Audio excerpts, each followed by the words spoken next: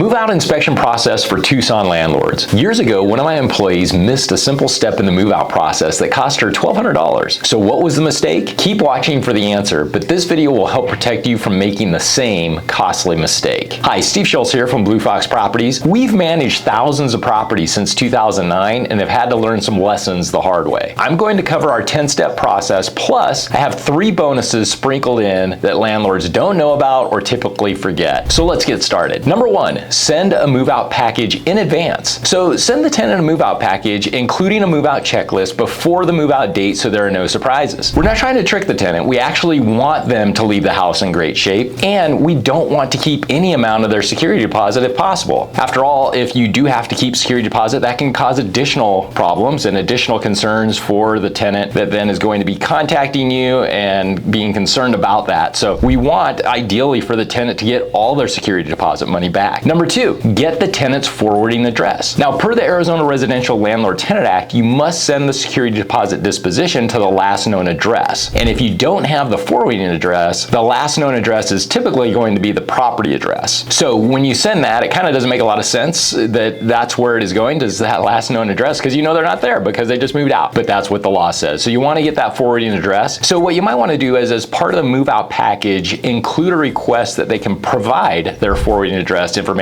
at that time. If for some reason they are reluctant or will not give you the forwarding address, typically that means the property is going to be left in really bad condition and they don't want you to find them. So that can be a big warning sign. But so make sure you get the tenant's forwarding address. Number 3, schedule the move out inspection. So the tenant has the right to be present, but not to choose the time per the Arizona Residential Landlord-Tenant Act. So if they say, well, I want the move out inspection to be on Sunday at 8 o'clock, well, you can say, no, I'm sorry, we're not going to be able to do that. Now, what we try and do is be as accommodating as we can. So if the tenant says, hey, on Monday at 3 o'clock, can we do it then? And we can accommodate that, we certainly will. But sometimes it's just not practical or reasonable. And so just remember, the tenant has the right to be present, but they don't have the right to choose the time and when that happens. Number 4, conduct the move out inspection. So go room by room, looking at the walls, the floors, the fixtures, the appliances, smoke detectors, all that kind of stuff. So I recommend you put together a list of what you want to make sure you capture so that in every room you're looking at that list so you can't miss anything. I'm actually going to do a whole nother video on that in a lot more detail. And by the way, don't forget the front yard, backyard, the garage. Now, you might want to do photos and or video. There are pros and cons to both, but certainly at a minimum you want to do photos.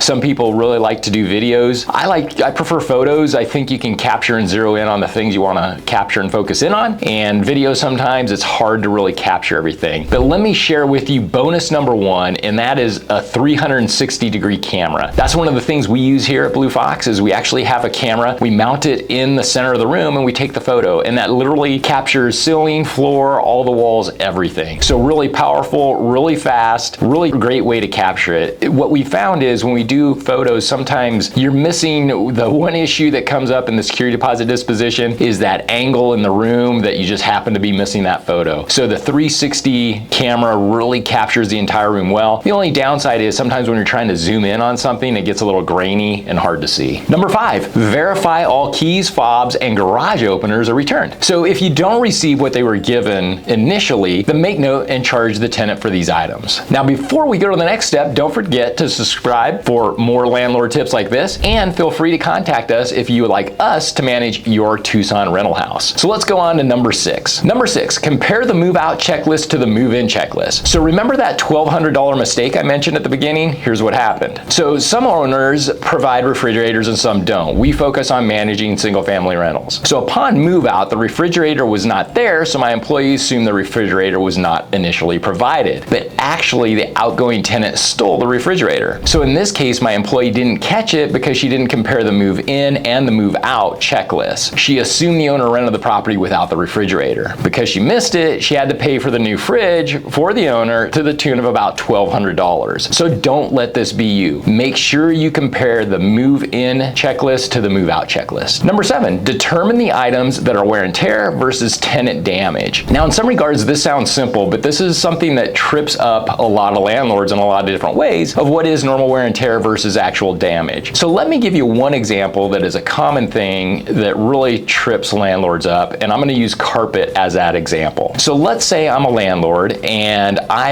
am in the property for 6 years. And for that 6 years, I take great care of the carpet. It's in perfect condition. And then I decide I'm gonna move out of the house, turn the house into the rental. And let's say I rent the property for 2 years. So now we're at year 8 of that carpet life, if you will. And at the end of the tenant move out, the carpet's just destroyed. I have to replace all the carpet. So I, as a landlord, think, well, I'm gonna charge the tenant for that carpet replacement. Well, it turns out if you're a challenge in court, you would actually lose, because what the judges here in Tucson say is carpet has a life of usually about 5 to 7 years, depending on the judge.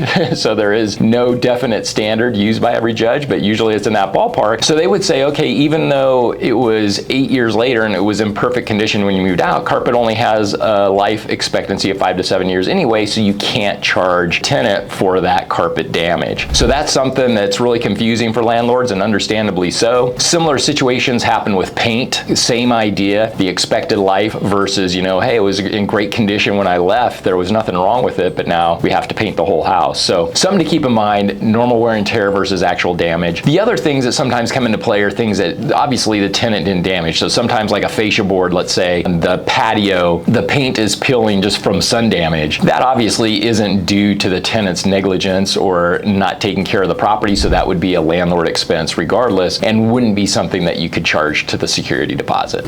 All right, number 8, complete the required repairs to get the property rent ready. So obviously you got to do everything you can to get the property rent ready as quickly as possible. One of the things that sometimes comes up with tenants when they're challenging security deposits is they say, wait a minute, you know, you had the property cleaned and had landscaping cleanup, let's say, at the property, but you didn't go get 3 bids to make sure you picked the lowest bid because you're spending my money as the tenant as the security deposit. Well, per the Arizona Residential Landlord Tenant Act, that actually isn't required. What is required is get to work, the work done as quickly as possible. So you do not have to get bids when you're trying to get everything put back together to get the property rent ready again. Number 9, complete the security deposit disposition. So the security deposit disposition is just an accounting. It's the security deposit and then any subtractions for that due to damages, repairs, anything along those lines, and then the sum total at the bottom of what the tenant will get back or not. If the amount exceeds the security deposit, then it might be a situation where the tenant actually owes the landlord money. So take all the receipts, invoices, all those things, and then subtract those from the amount of the security deposit. Now here's key bonus number 2, check the tenant ledger for unpaid charges. So there might be some charges on the tenant ledger. Maybe they wanted to stay an extra 3 days. So you want to make sure you prorate the rent for that extra 3 days and charge them that as well. So don't forget to check the tenant ledger for any unpaid charges. Number 10, mail the security deposit disposition within 14 days of the lease expiration. And again, that's per Arizona Residential Landlord Tenant Act. And the other thing the act says is it has to be sent by first class mail. And so sounds simple enough, right? But you might be an overachiever and you think, well, I want to send it via certified mail because then I have proof of when I sent it and that tracking and all that kind of stuff. Don't do that. Don't fall for that trap. We actually did that years ago and it actually led to more problems. So I do not recommend sending it by certified mail, and it's not required to be sent by certified mail. So just send it by first class mail. That'll take care of it and you've met your obligation as it relates to the law. And here's a big bonus, which is number 11, develop a security deposit dispute process. So this is a process designed to handle those situations where a tenant challenges the amount of money withheld from the security deposit. So have you thought ahead of time about what this looks like to give them a fair shot and let them be heard? And this is actually going to be a topic for another video where I'm actually going to break down the details of this, but you want to be prepared for that because it's not uncommon where a tenant will actually dispute the security deposit. All right, well, there it is, a brief overview of the 10-step move-out inspection process plus 3 important bonuses. So don't forget to subscribe below. See you on the next video.